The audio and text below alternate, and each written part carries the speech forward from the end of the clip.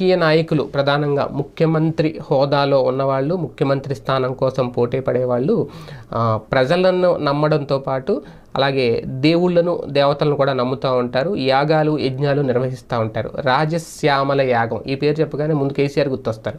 ఆయన గతంలో రాజశ్యామల యాగం చేసే వరుసగా 2 సార్లు కూడా అధికారంలోకి వచ్చారు అనేది. అయితే తర్వాత రాజశ్యామల యాగంలో గతంలో కూడా జగన్మోహన్ రెడ్డి గారు పాల్పంచుకున్నారు. విశాఖలో స్వరూపానందేంద్ర సరస్వతి పీఠంలో రాజశ్యామల యాగం చేసినప్పుడు ఈయన కూడా ఉన్నారు, నిర్వహించారు అనేది. అయితే ఇప్పుడు తాజాగా గత కొద్ది రోజులుగా దాదాపుగా 41 రోజులుగా 45 మంది వేద పండితులతో శ్రీ మహారుద్ర సహిత రాజశ్యామల సహస్ర చండీ యాగం ఆల్రెడీ తాడేపల్లిలో నిర్వహిస్తున్నారట. నిర్వహించేశారు, కంప్లీట్ కూడా అయిపోయింది. పోలింగ్ ముగిసిన 2వ రోజు ఈ యాగం కూడా పూర్తయిందంట తాడేపల్లిలో. ఈ విషయం పెద్దగా ఎవరికి బయటికి రానివ్వలేదు. కానీ ఈ రాజశ్యామల సహస్ర చండీ యాగం